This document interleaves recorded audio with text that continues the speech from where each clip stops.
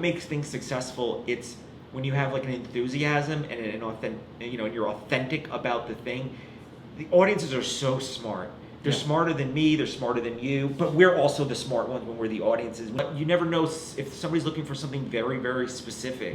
Your particular background and your point of view on blank, that you are one of the few people that have, it's, you know what I mean? It's not gonna be me, it's gonna be you, just for an example. I always kind of knew who I was. I was never trying to let me figure that out. And I am that person that's saying those things. I'm not up there and be like, just like hooking up all these chicks and partying, you know what I mean? And as soon as I see people, I was like, no, you weren't. I haven't let things like ego get too much in the way where other people, I've watched other people that got popular on YouTube or popular things, and they were got so addicted to the limelight in that sense that they spiral. And I've spiraled a little bit. TikTok, I did some comedy stuff, but then I found what was really hitting was this kind of weird history. And I enjoyed doing it, and it didn't feel like work doing it. So I just switched gears, and frankly I made money. I make money on it. And a lot of my social media is that improv mics because I don't have any material, and I'm looking for it, but I don't have it. And I don't want to do the same jokes in front of my peers, even though they don't care. And that's the point of it. But the thing is, I don't want to bore Terry with my same routine. No, I feel the same. Yeah, I think we all do. And nobody cares. But I think that I'm pretty. What I got a lot from it is that I'm able to kind of take what other people say and make something out of it. I was like, I want to do comedy, whatever that means. Jason is a man of many talents, comedian, content creator, also author. Yeah. I was gonna say most of these are probably everybody, but I think I guess author is probably the newest, and I don't know if it's unique or not, but I never thought of somebody who would have books published, and anyone can do it. I'm self-publishing. I don't know, because a lot of people self-publish, which I think is also great to get stuff out there and the technology's there. But I don't. I'm too old to, and I don't care enough to do it. So I got offered a publishing deal. Wow. Yeah, and so I took them up on that. Yeah. Was that your initial passion, or was it more? I don't even know when the last time I read a book was. I don't even know if I know how to read. Never mind having books published. No. Initial passion. I just always loved comedy from like a young age, and it's, I know a lot of people are like, when I was born, I loved Steve Martin and I loved Eddie Murphy, and it's like, I'm sure you did. I understand people get into things a certain way, but I think everyone has this thing where they want to say the second I was born, I was listening to my favorite kind of stand-ups. Right. But I grew up with people like Richard Pryor, but on in movies like Brewster's Millions or The Toy. So I really loved these older comedians through movies, and I always kind of got I was like, God, they look so sad. You see Richard Pryor is just a very sad, even though he brings joy and he's so funny. He has interesting kind of troubled life. Rodney Dangerfield and stuff like that. But I love the TV show Three's Company. I was remember Three's Company? I don't know. I don't think, was I alive? Were you? I don't know how old you are, but it was late 1970s, early 1980s. You weren't alive. I was already dead. So it was about a guy who lived with two other women in Santa Monica. But the landlord was like, I'm not having three people live together that they're not married, whatever. So he had to pretend to be gay. I was like, I want to do comedy, whatever that means. So that's kind of how I got in. Always wanted to do comedy, but I never thought of myself as somebody's how I would love to make some money on it. It was just me. But I was I don't mind being I love it where I don't mind being the audience of comedy. I'm happy being on that other side of the television or the stage or whatever that is. But then I was just no, I'd like to be on both sides, a lot of us. And it sounds like you started out on the East Coast and then made your way up. I started out living there, being alive. I just started out right out of my mother's womb in New Jersey. I just popped out there, started there. I lived there until I was almost 30. And then I was like, you know what? I think I'm going to make a big change. Damn. Yeah, so I moved from New York to San Diego in 2002. Never been to California. Never even visited. Why I had a San friend. Diego? I had a friend that moved there, and it felt like it was kind of like a launching pad. Ah. So when I was there, I discovered I went to like an improv comedy show at this Nice. place, National Comedy Theater, and I think they're still running or some version of that. And I remember going to a show and watch just for fun. I was like, oh, let's do something like a date night with my girlfriend at the time. And she turned to me, she's like, you could do this. And I was like, oh yeah, I could do this. Until I started taking like the classes and it was time to perform, and I was like, I can't do this. This is insane. I'm gonna get up in front of these people with I can just do. And then from there, I fell in love with it, and I started taking classes at IO West in LA. Oh, so I would make that commute because I loved it. I know, it was brutal, but I loved it so much. So from about 2005, around 2005 or so, I started taking classes at IO West. Wow. Yeah, and then I moved to LA in 2006, and then was full on in improv, UCB, IO, performing at Second City, and just. I mean, I was, I know you from stand-up, which is relatively new to me, but I mean, for like 20 hard years, I was like, whatever the equivalent of going to like 5 open mics a day would be, because you have to go watch. And it's all improv. I don't do improv mics because I don't have any material, and I'm looking for it, but I don't have it. And I don't want to do the same jokes in front of my peers, even though they don't care, and that's the point of it. But the thing is, like, I don't want to bore Terry with my same routine. No, I feel the same. Yeah, I think we all do, Yeah. and nobody cares. Yeah. But I think that what I got a lot from it is that I'm able to kind of take what other people say, and make something out of it. Other people can, too, but I feel like that's my, I got a lot of that. And then performance. Yeah. I performed a lot. Many hours of performing in front of people. Gosh. But when I first started doing stand-up, and still to this day, I was like, it didn't really help me. I thought I was like, I'm going to be...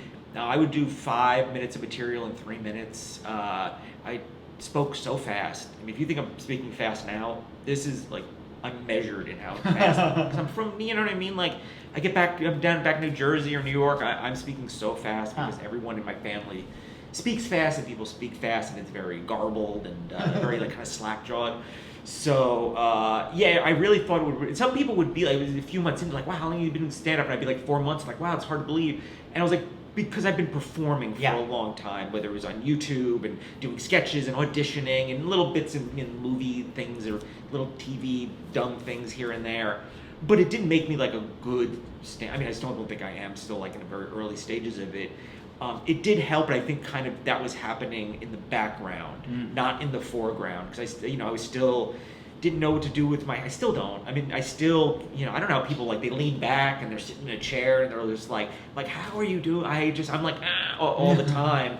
But I kind of I think I made that kind of part of the thing that I do. Which comes from anything that I've done before. I'm not trying to reinvent myself. I kind of just been leaning into, like, I'm anxious. And it's true. It's exaggerated. Kind of like Woody Allen vibe. Yeah, I get a lot of Woody Allen. Do I like... I'm not even a Woody Allen fan. Never mind his, like, his His films are great. I never really loved... I watched something and I was like, they're good. And I totally understand it, but I was never, like, a big Woody Allen fan. And I get a lot of those references, especially taking acting classes. I was like, that's not making me feel. That's not like a compliment, but I do kind of lean into. To be fair, I do kind of lean into that. It's easy, when you know who you are. Yes. It sounds like you moved from improv into being on camera and then to stand up. So I was here in LA and I was doing a lot of improv, and just, you can equate it to stand up. You put so much value in how did I do yesterday? How did I do last week? Why wasn't this week? Am I progressing? And then I would audition for commercials like every other person auditions. And I was like, I put a lot of value in that, and then I was like, what? Like, how do I kind of just do it for myself? And then I kind of fell into the world of YouTube by being in other people's YouTube videos. And this is at a time, now we're talking about like 2009-ish. Wow. Where sketch comedy and like stuff was like kind of doing well in those early days of YouTube, and like millions of people were watching these things. So I ended up because I was like I was a little bit older, So when they needed a dad, a teacher, an authority figure, instead of like another 20-year-old doing it, they have like a 33-year-old doing it. And so I found myself in a lot of other people's things. And I was like, well, how do I turn that at myself in like in a marketing sense?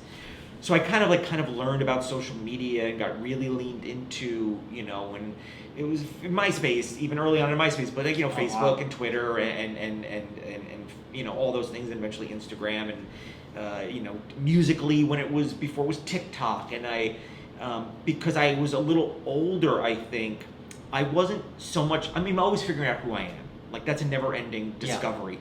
But I a lot of those things where like in your 20s you might not have figured out. Maybe they do. I think with the internet, I think it makes everyone kind of learn things to grow up faster. I didn't grow up. I wasn't born into the internet. I didn't grow up with the internet, but I was an early adopter of it. So I had this thing where I was like an adult that kind of knew himself. Yeah. But I was also, I think, one of the few people at that age that was fully immersed in like in the internet. Yeah. So I think that really benefited me, where I could do both. Whereas sometimes even now you find people like you say they're in their 40s and like, well, let me give this TikTok a try, and that is a great thing.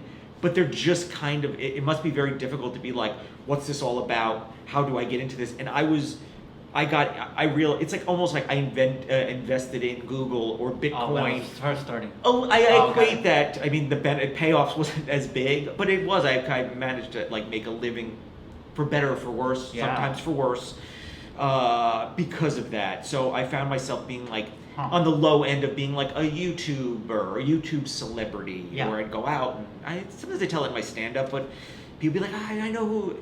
You know when you watch like an actor like on a TV show or movie, you're like, I don't know his name, but I know his face. Yeah. So I see him like a character actor. That was me on YouTube. So actually, that's how I felt when I first saw you for full.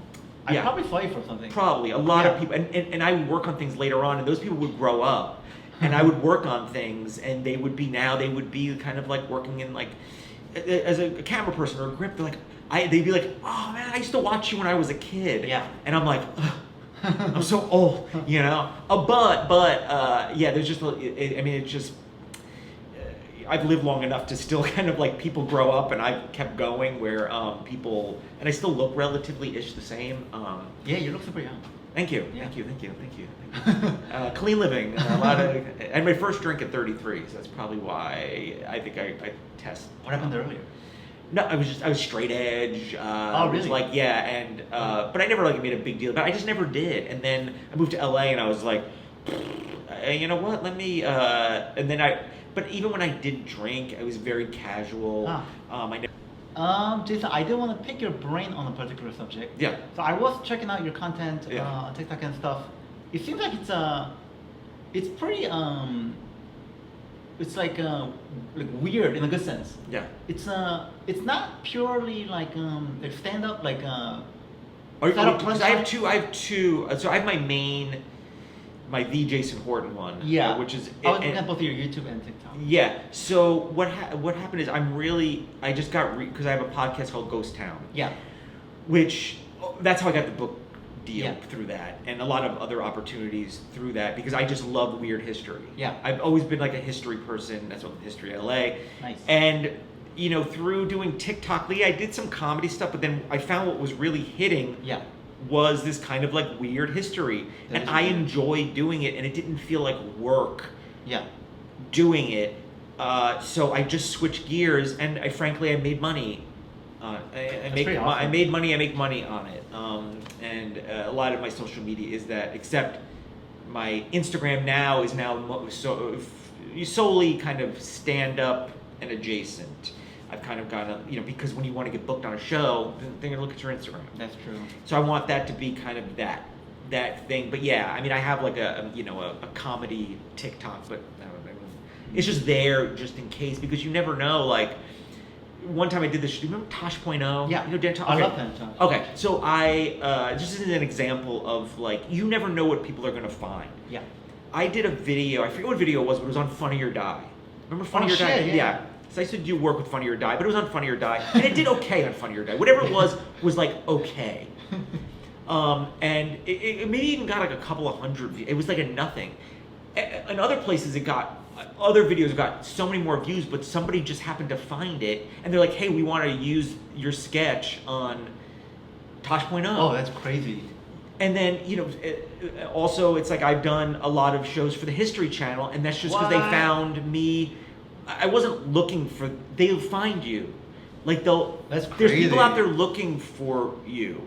You don't realize it, but there's people's jobs that are, they're producers or associate producers that are out there. They're like, okay, we need to find a dude that talks about weird history.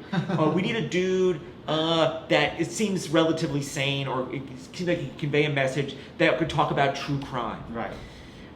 So that stuff is out there, is almost is just a way, and I just want to make sure it's like the best representation of me.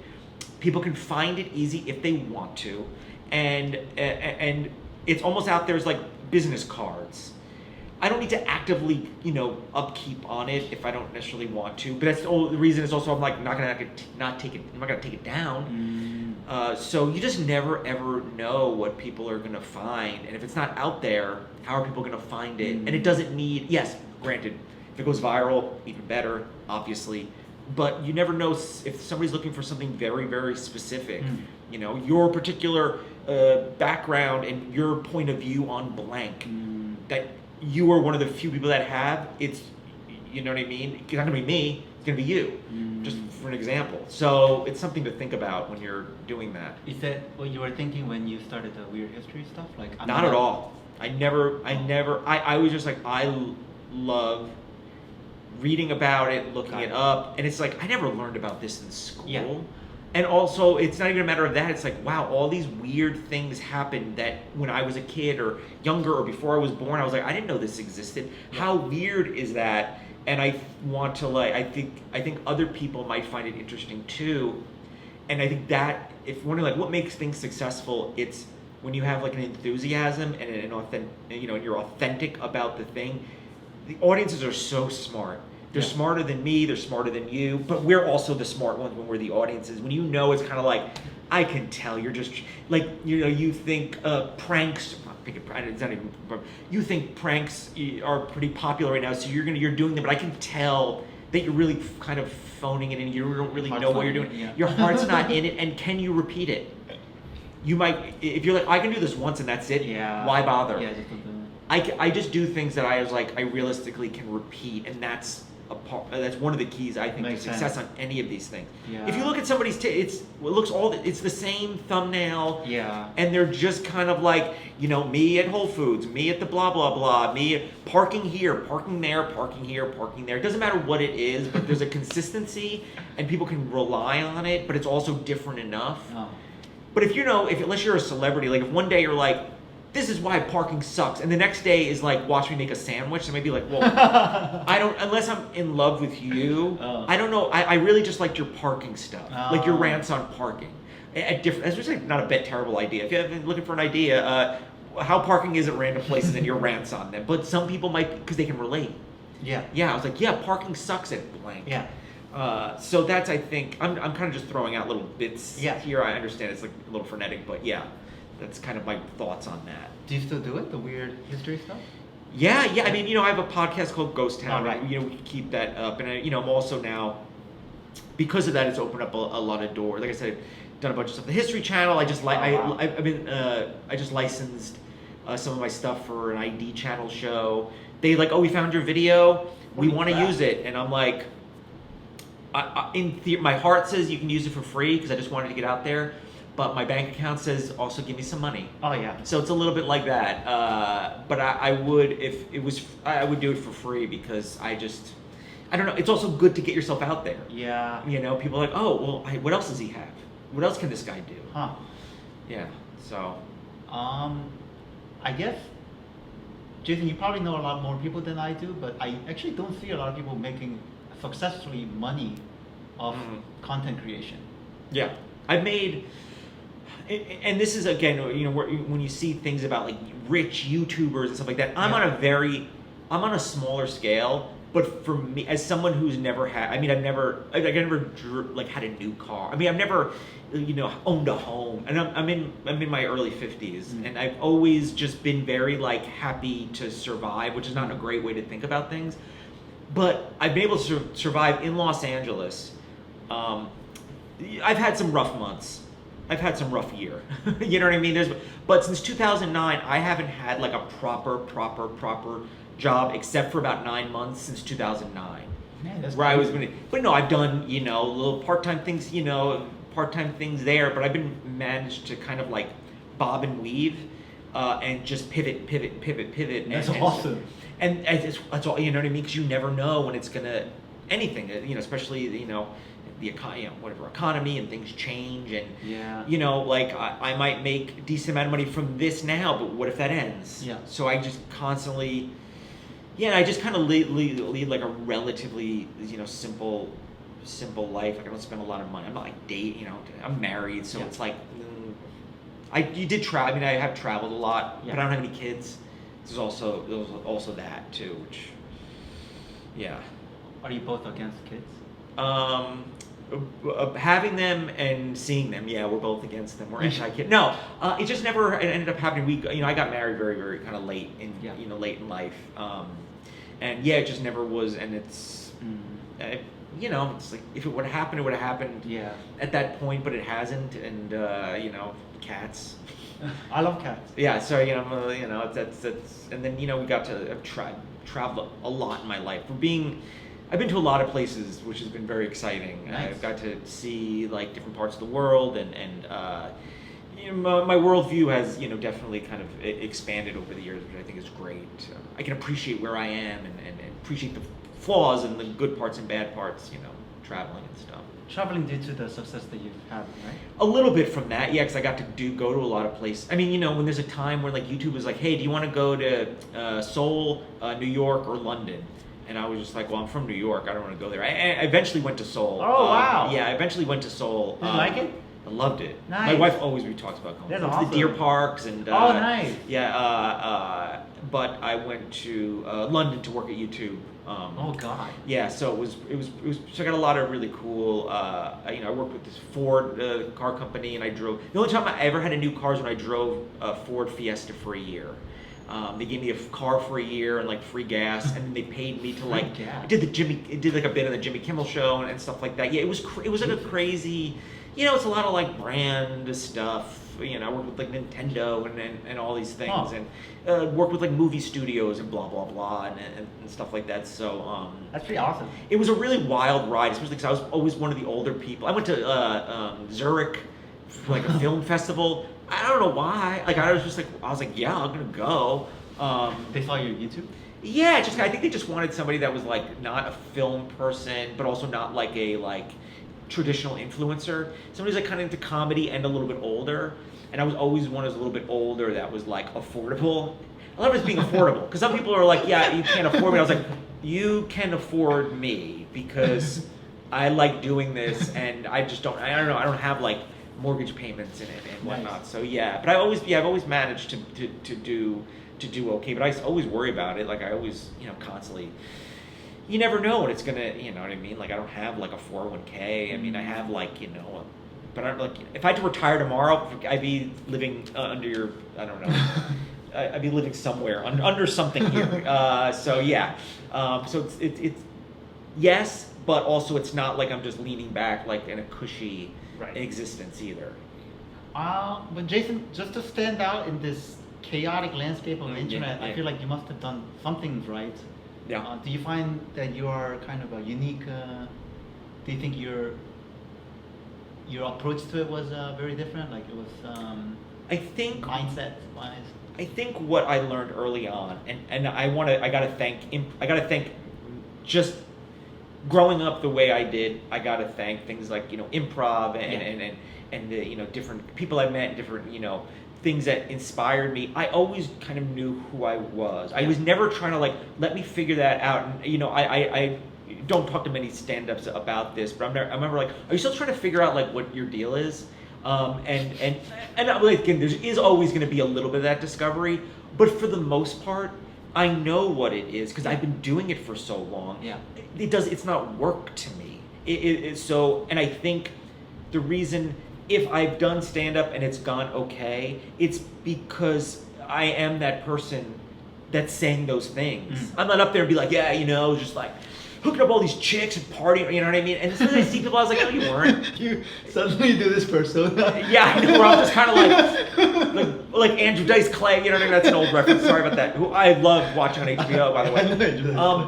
But I think that's, I haven't let things like ego get too much in the way where other people, I've watched other people that got popular on YouTube or popular things, and they were like, got so addicted to the limelight in that sense that they spiral. And I've spiraled a little bit. Like I spiraled, there was a point right before I started doing stand-up, I was spiraling a tiny bit when I was having like a true midlife crisis, true crisis. But I never let that, I never let people know about it. I never let that show. I just kind of, did therapy. I did all the things. Oh, wow. Yeah, I did the work, as they say. And I just pivoted, and I picked myself up, and fortunately I didn't let myself get too deep into a hole. But I became very reclusive and stuff like that. So, but yeah, I think it's just knowing who I am, having so much experience, and being willing to pivot. Like, okay, it's not work. I'm not gonna force this to work right now. I'm gonna go like this, and this might come back around. And it's hard. And, it's hard from days. Some days I'm kind of like, what am I? I look at myself in the mirror, or in the middle of the night, I'm kind of like, what are you doing, idiot? Stop wasting everybody's time. This is they don't need another one of you out there clogging up the whatever. Those are the conversations I have with myself, and I'm sure a lot of people. We all do as humans, and then we do as creative types, especially getting up there. I mean, I did improv. When I did improv, it was with other people. I was just part of a thing. Then stand up, it's like not only you, it's like, here's a microphone so you're louder. So you're getting more attention from these people you're holding hostage.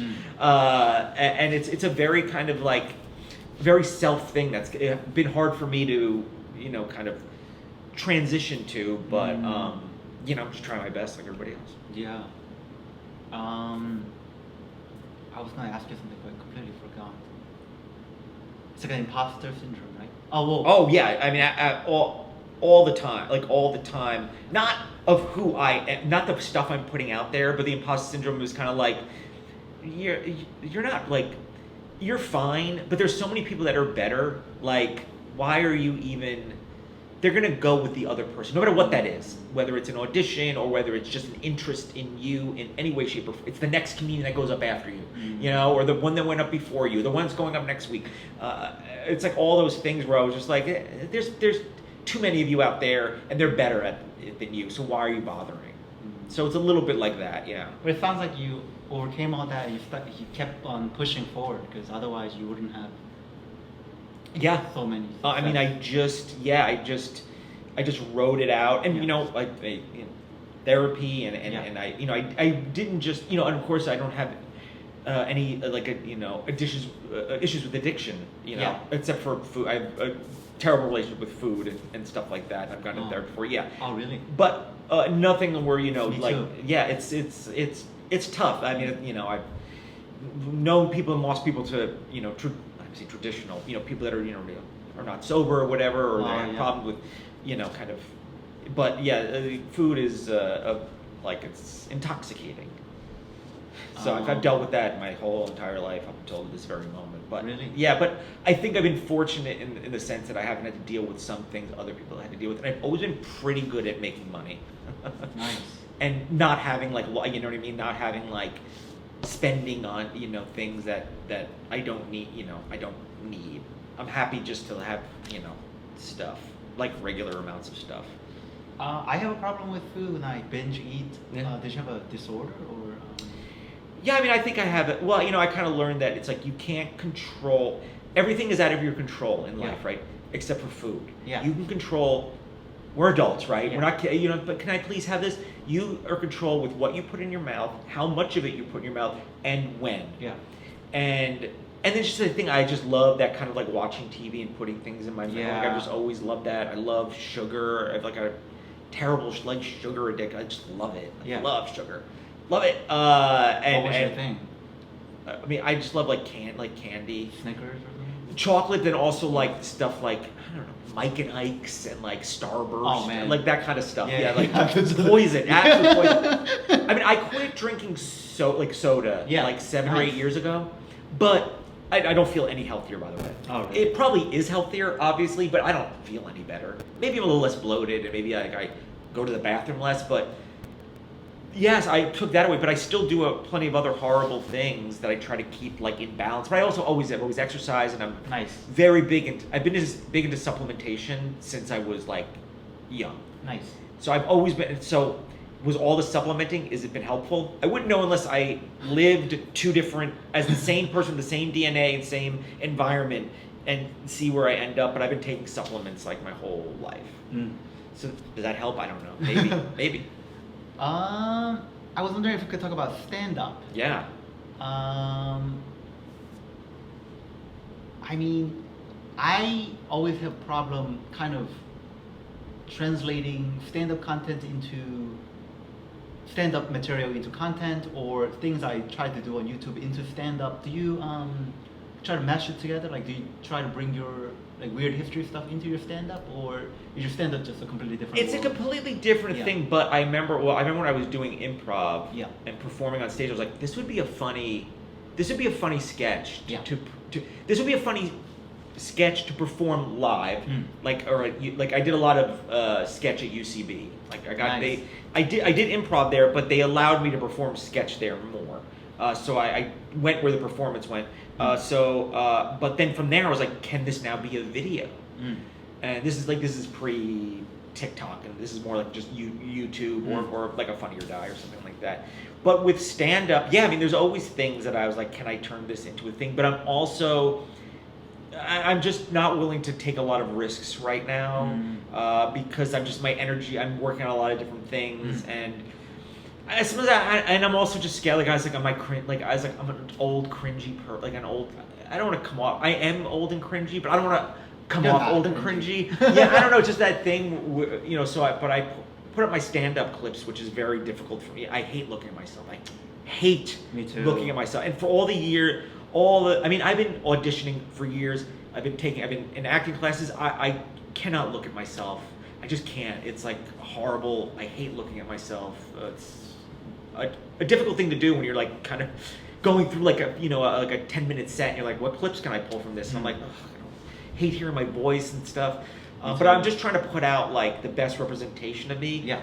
For the thing of kind of like, hey, will somebody enjoy this? And two, if I want to get booked somewhere, or if somebody is casting for something, they're like, oh, we need, like I did something. One of the few things I'd done on Comedy Central was me as a stand-up, but it wasn't stand-up. It was me playing a stand-up for a sketch before I was a stand-up. That's funny.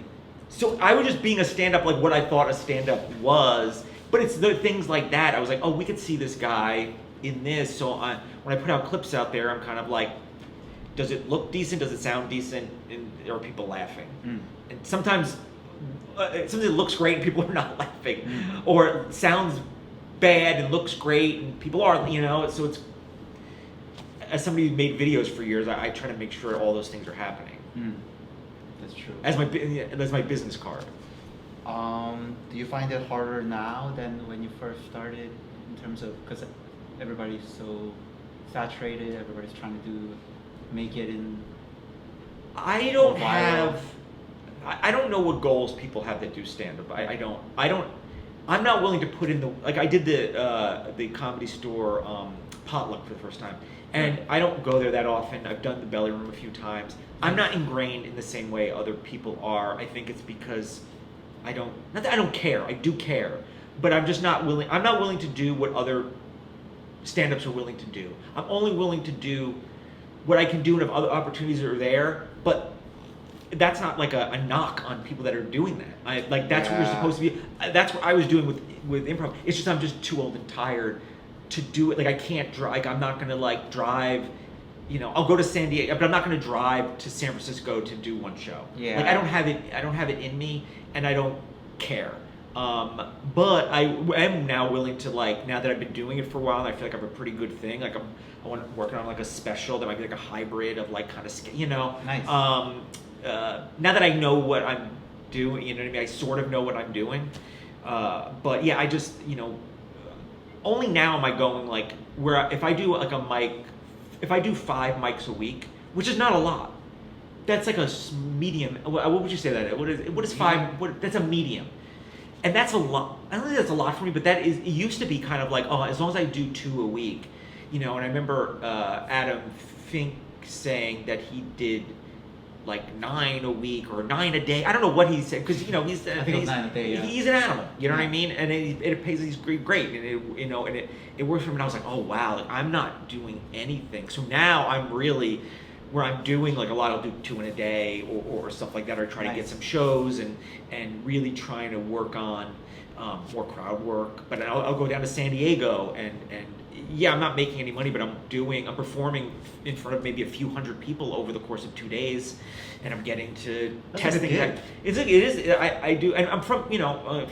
from San Diego, so I get to talk about San Diego too, which doesn't hurt. But I can't do that every weekend because I'm not gonna sit in my car. I'm just too tired. Like I'm too tired. I'm too old. My back hurts.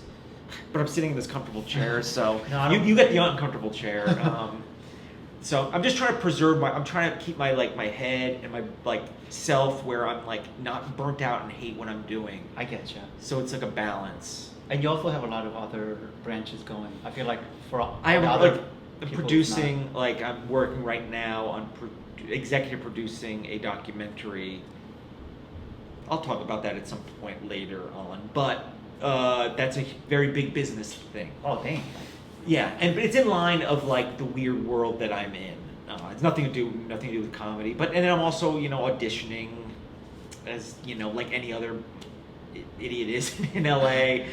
So I'm also doing a lot of that. I'm trying to produce my own comedy shows, like stand-up comedy shows, which is an insane amount of work. Oh yeah, I saw that. Yeah, it's also oh wow, this is a lot of work. I hope we can do more than one.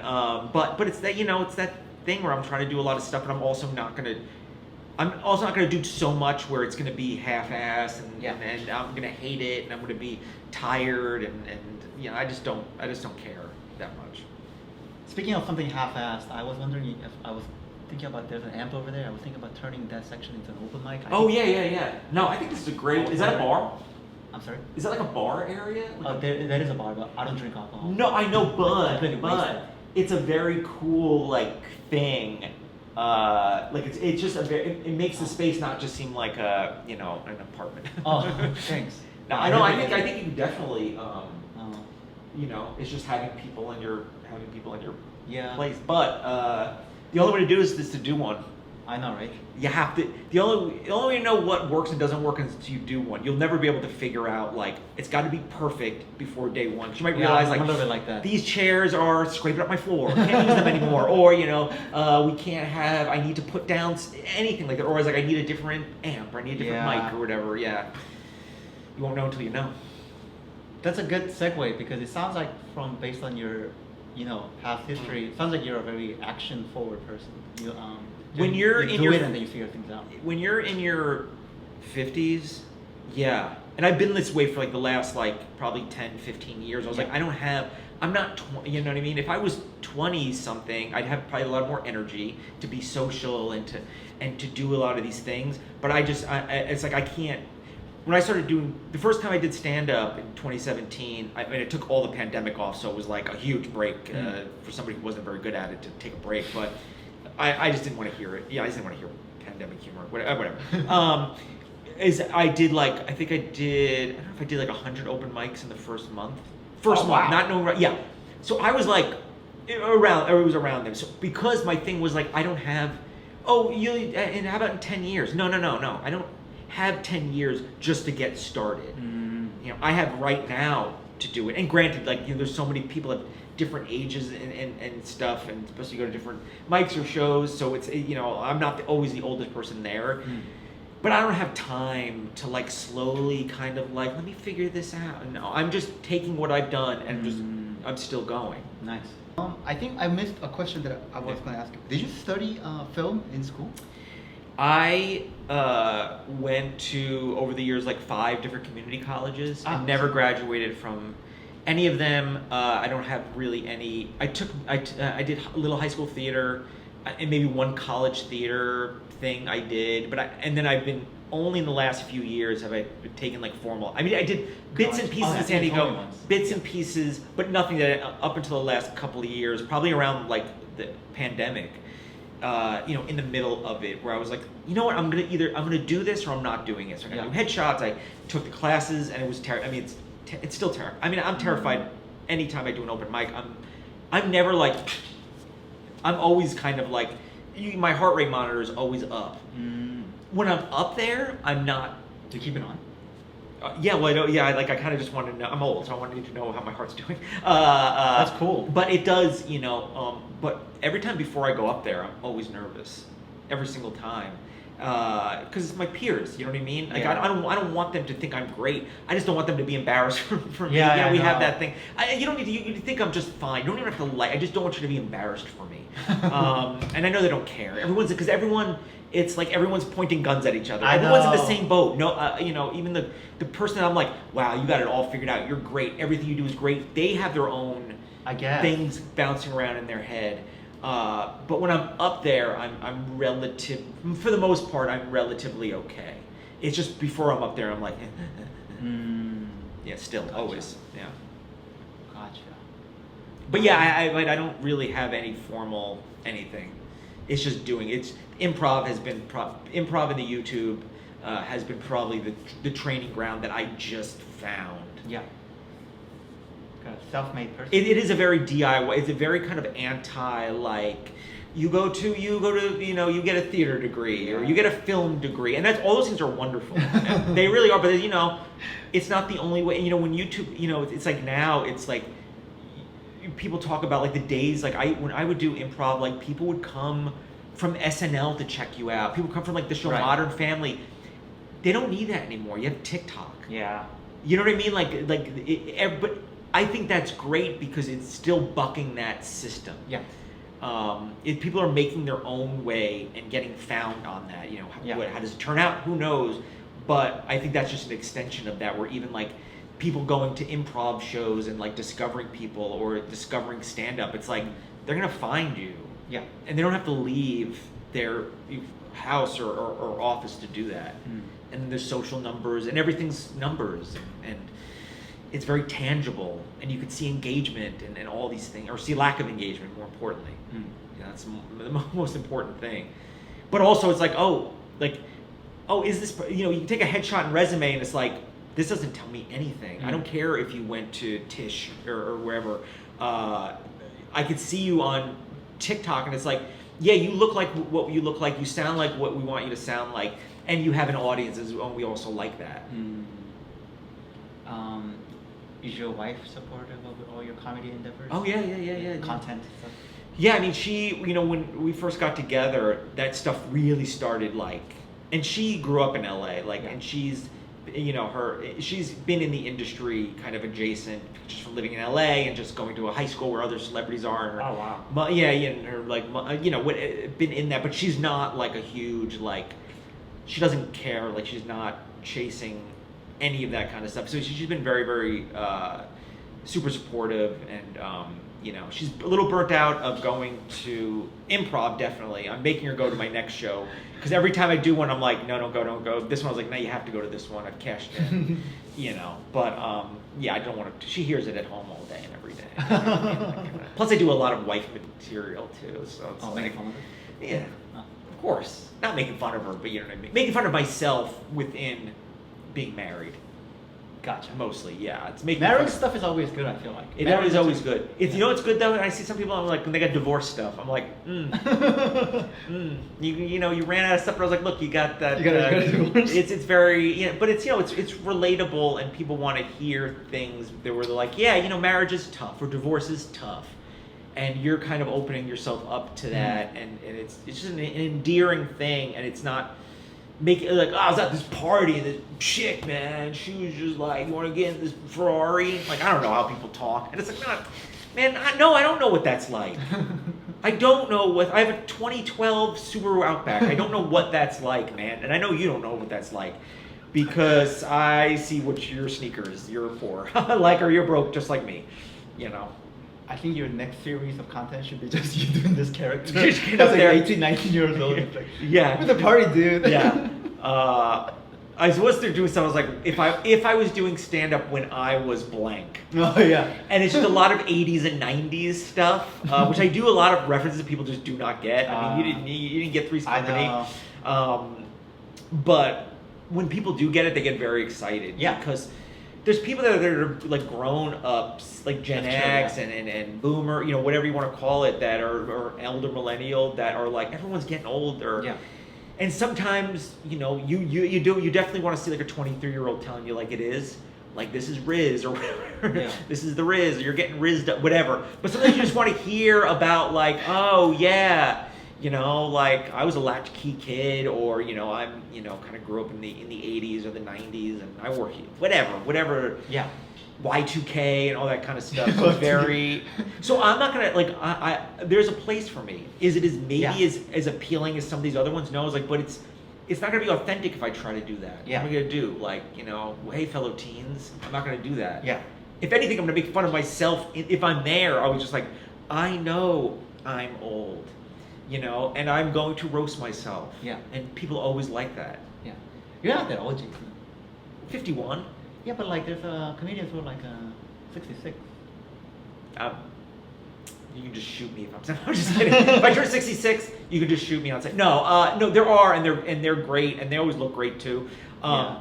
It's just that it's like I'm trying to make whatever happen now. Yeah. So when I am 66, maybe I'm not doing like 5 open.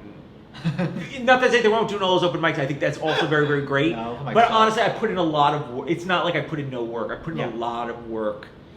Where I think by 66, I'd like to be in a different place. Yeah. If any, I like to be any place above ground. Like, Yeah. you know, being alive is wonderful, but I would like to be a different place. That's the only place where I'm like not narcissistic, but like I just realistic about what I want.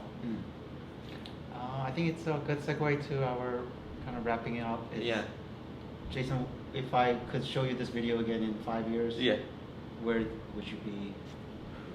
I think a little bit more of the same. Yeah. But a lot more of something different. I think where I'm at a place where I'm in control Yeah. more, where I'm not gatekeeping because it's a horrible thing, but I don't have to jump through as many hoops. You know what I mean? So I don't have to jump. It's just like my work has. It's proven. Yeah. Not even as like an actor, and just kind of just like working in producing stuff and making stuff and creating stuff.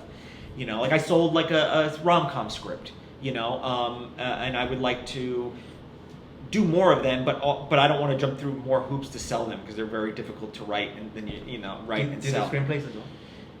I'm sorry? Do you do screenplays as well? I do, yeah. I've had one optioned, but Oh, I wow. sold. I did. Well, it's not my co-wrote. I'm not the sole writer. When is it coming out? I don't know. That's awesome. But yeah. So I'm always like kind of doing that kind of stuff. But I'd like to be in a place where I'm like, oh, I remember I had to jump through so many hoops to make that happen. Now I don't have to jump through so many. So that's probably one thing I'd like to say in 5 years. And I'd like to look 15 years younger. So if the science is out there, I'll take it. I guess that's pretty much it. I'm sorry, this is a weird question, but did you make a lot of money off of that screenplay? Oh no. Did screenplays make a lot of money? For rom-coms, Yeah. no. Okay. In fact, sometimes we have conversations like, yeah, you know, if you crank out like 5 or like 6 of these a Oh, year, God.